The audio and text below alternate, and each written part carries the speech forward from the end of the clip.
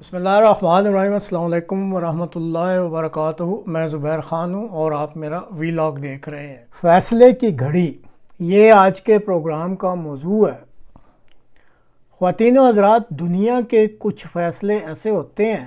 جو صرف ایک ملک کی تقدیر نہیں بدلتے بلکہ پوری دنیا کے مستقبل پر اثر ڈال دیتے ہیں۔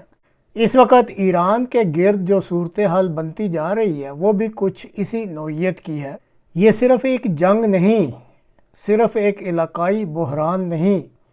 بلکہ ایک ایسا امتحان ہے جس میں امریکہ کی طاقت، ایران کی مزاحمت، خلیج کی سلامتی، اسرائیل کی حکمت عملی، روس کے کردار، چین کے مفادات اور پوری عالمی معیشت سب ایک ساتھ داؤ پر لگ چکے ہیں۔ اب سوال یہ نہیں کہ امریکہ کے پاس آپشنز ہیں یا نہیں، سوال یہ ہے کہ یہ جو آپشنز موجود ہیں ان میں سے کم تباہ کن کون سی آپشنز ہیں، کیونکہ اس وقت جو راستے سامنے ہیں ان میں کوئی بھی مکمل طور پر محفوظ، آسان یا اچھا نہیں ہے۔ ایک معروف مغربی جریدے کے مطابق اس وقت ڈونلڈ ٹرمپ کے پاس ایران کے معاملے میں 4 آپشنز ہیں، لیکن سب کے سب ہی خطرناک لگتے ہیں۔ پہلا آپشن جو ہے وہ بات چیت کرنا ہے، دوسرا آپشن پیچھے ہٹ جانا ہے، تیسرا آپشن جنگ کو جاری رکھنا ہے اور چوتھا آپشن جنگ کو مزید بڑھا دینا ہے۔ ناظرین، اگر سچ پوچھیں تو یہ بات کافی حد تک درستی لگتی ہے، کیونکہ ہر راستے کے ساتھ، یہ جو ابھی آپ کو 4 راستے بتائے ہیں یا 4 آپشنز، ہر ایک کے ساتھ ایک نئی مشکل جڑی ہوئی ہے۔ اب سب سے پہلے آپشن جو بات چیت کی ہے اسے لیتے ہیں۔ ظاہر ہے سننے میں یہ سب سے بہتر راستہ لگتا ہے، لیکن یہاں سب سے بڑا مسئلہ اب اعتماد کا پیدا ہو چکا ہے۔ ایران پہلے ہی مذاکرات کے دوران 2 مرتبہ حملوں کا سامنا کر چکا ہے۔ اب اس صورتحال میں وہ امریکہ پر بتائیں بھلا کیسے اعتبار کریں، کیونکہ جب ایک طرف آپ مذاکرات کی بات کریں اور دوسری طرف حملے بھی جاری رہیں تو پھر ڈپلومیسی صرف الفاظ ہی رہ جاتی ہے، حقیقت کبھی بھی نہیں بنتی۔ ایک دوسرا مسئلہ یہ بھی ہے کہ امریکہ خود شاید یہ سوچ رہا ہو، کیونکہ اس نے سارے جو بڑے بڑے لیڈر ہیں ایران کے وہ تو مروا دیے ہیں یا مار دیے ہیں، کہ ایران کی طرف سے اب بات کون کرے گا؟ کیا واقعی وہاں کوئی ایسا فیصلہ ساز یا رابطہ کار موجود ہے جو نہ صرف بات کر سکے بلکہ جو کچھ طے ہو اس پر عمل بھی کروا سکے؟ یہ بھی ایک بڑی رکاوٹ بنی ہوئی ہے۔ پھر تیسرا مسئلہ آتا ہے ثالثی کا۔ آخر اس تنازع میں وہ کون ہو سکتا ہے جس پر دونوں طرف کسی حد تک اعتماد کیا جا سکے؟ اور چوتھا مسئلہ یہ ہے کہ ابھی تک نہ امریکہ رعایت دینے کے موڈ میں ہے نہ ایران۔ امریکہ چاہتا ہے کہ اس کی شرائط مانی جائیں، جبکہ ایران اپنی بقا، وقار اور خود مختاری کا مسئلہ سمجھ رہا ہے اس سارے مسئلے کو۔ ہاں، یہ جو ابھی بات آپ کو ایکسپلین کی ہے اس میں ایک بات ضرور ہے جسے اکثر کم اہمیت دی جاتی ہے، اور وہ یہ ہے کہ روس اس وقت جو دنیا کے ممالک میں ہے حقیقت میں وہ ثالثی کا کردار ادا کر سکتا ہے، کیونکہ آخر میں جو اس وقت تک کی صورتحال ہے اس کی جو اینڈ گیم بن رہی ہے اس میں روس کا کوئی نہ کوئی کردار نکلتا ہوا دکھائی دے رہا ہے۔ یہ جو اب تھا کہ امریکہ ابھی تک رعایت دینے کے موڈ میں نہیں، ابھی جو آج 23 مارچ کی شام جب یہ ویڈیو ریکارڈ ہو رہی ہے تو صبح جو ٹرمپ صاحب نے پہلے 48 گھنٹے کا نوٹس دیا تھا اس میں 5 دن کی توسیع کر دی، اور پھر اب خبر آ رہی ہے کہ انہوں نے کوئی 4-5 اور شرائط بھی رکھنی ہے، جس میں سب سے پہلی جو شرط انٹرنیشنل میڈیا میں پیش ہو رہی ہے وہ یہ ہے کہ ایران اپنے میزائل کا جو پروگرام ہے اس کو 5 سال کے لیے فریز کر دے۔ اس طرح کچھ باقی شرائط بھی وہ دے رہے ہیں۔ مسئلہ یہی ہے کہ اس وقت جو صورتحال ہے امریکہ کسی قسم کی رعایت دینے کے موڈ میں نہیں ہے، اور ایران بھی جو ہے وہ اپنی بات پر اڑا ہوا ہے۔ تو اس ساری صورتحال میں جو لگتا ہے کہ اگر کوئی ثالثی کا کردار ادا کر سکتا ہے تو وہ اس وقت روس ہی ایسا ملک ہے جو بہتر پوزیشن میں ہے۔ اب یہ پہلی آپشن ڈسکس کرنے کے بعد آتے ہیں دوسری آپشن کی طرف، یعنی پیچھے ہٹ جانا۔ یہ جو راستہ ہے ٹرمپ کے لیے بظاہر سیاسی طور پر پرکشش ہو سکتا ہے۔ وہ کہہ سکتے ہیں کہ ہم نے اپنا مقصد حاصل کر لیا، اب ہم جا رہے ہیں، اور یوں شاید نومبر کے جو وسطی مدت کے انتخابات ہیں اس سے پہلے وہ تیل کی قیمتوں میں یہ جو آج کل جھٹکے لگ رہے ہیں ان کو بھی کچھ کم کر سکیں۔ لیکن اس وقت مسئلہ یہ ہے کہ اگر امریکہ اس مرحلے پر نکل جاتا ہے تو ایران اپنی انتہائی افزودہ یورینیم میں وہ اپنے پاس رکھے گا، اور صرف رکھے گا ہی نہیں بلکہ ممکن ہے پہلے سے کہیں زیادہ پختہ ارادے کے ساتھ بم بنانے کی طرف بڑھ جائے۔ یعنی امریکہ اگر پیچھے ہٹ بھی جائے تب بھی اصل خطرہ تو ختم نہیں ہوگا بلکہ زیادہ سنجیدہ ہو سکتا ہے۔ اس آپشن میں ایک بات اور ہے کہ ایران آبنائے ہرمز پر اپنا کنٹرول یا کم از کم بہت مضبوط اثر برقرار رکھے گا، اور یہ کوئی چھوٹی بات نہیں ہے، یہ وہ مقام ہے جہاں سے دنیا کی توانائی کی ایک بڑی سپلائی گزرتی ہے۔ اس لیے اگر آبنائے ہرمز کا کنٹرول ایران کے پاس رہتا ہے تو پھر ایران عالمی معیشت پر مسلسل دباؤ ڈالنے کی صلاحیت بھی اپنے پاس رکھتا ہے۔ اب تیسرا آپشن دیکھتے ہیں، جنگ کو جاری رکھنا۔ اس آپشن میں امریکہ اور اس کے اتحادی مزید ایرانی میزائل تباہ کر سکتے ہیں، اس کی عسکری صلاحیت کو مزید کمزور کر سکتے ہیں، اور دباؤ جو ہے اس کو بھی برقرار رکھ سکتے ہیں، یعنی امریکہ اور اسرائیل، اور اگر کوئی ساتھ اور مل جاتا ہے تو وہ جو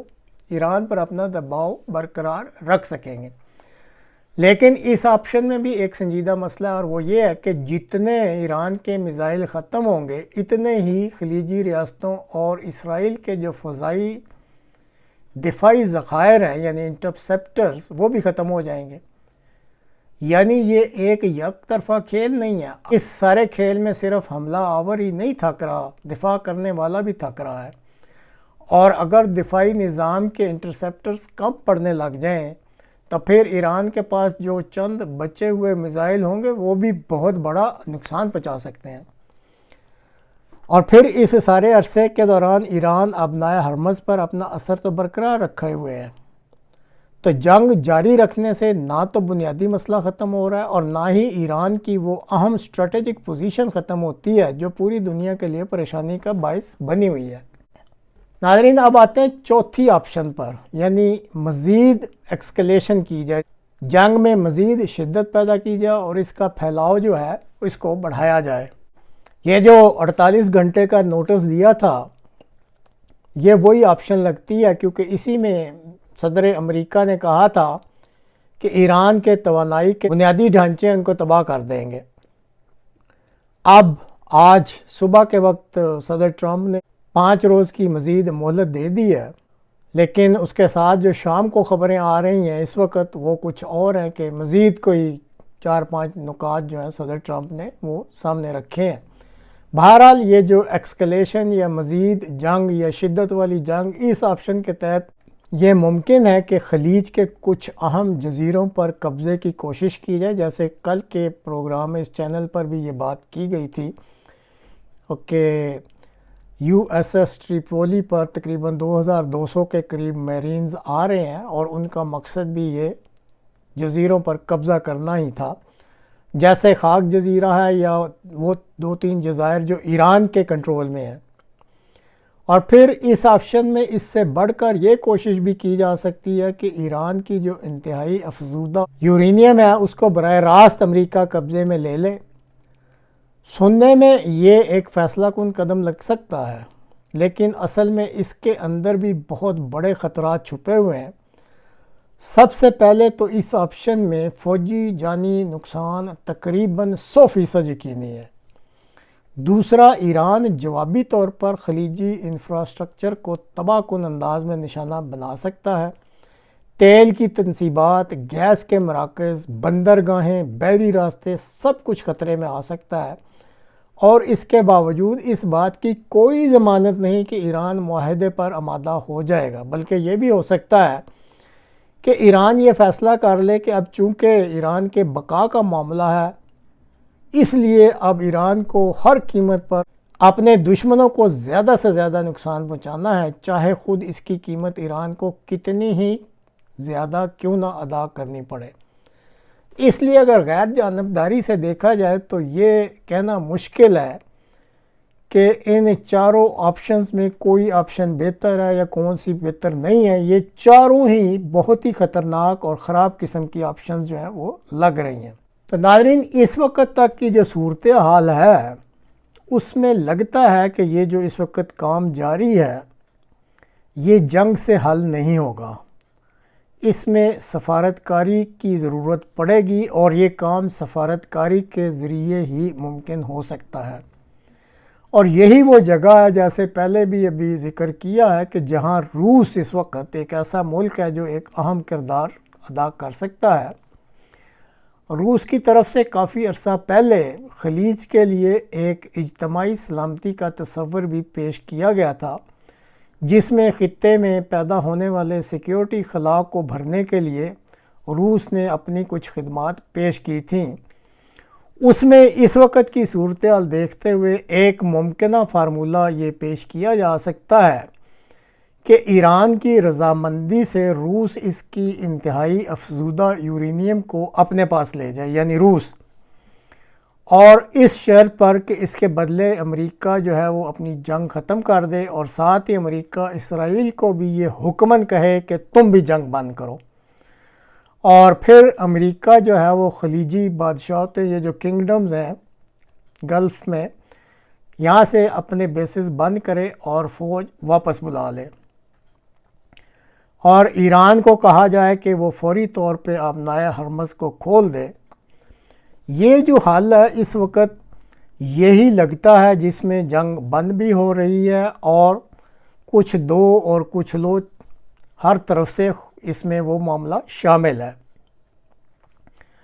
اور ویسے بھی اس کا اگر گہرائی میں جائزہ لیں تو دنیا کو اس وقت کم سے کم نقصان پہنچانے کے لیے یہی ایک حل ہے جو سامنے نظر آتا ہے، اور یہ ہم کہہ سکتے ہیں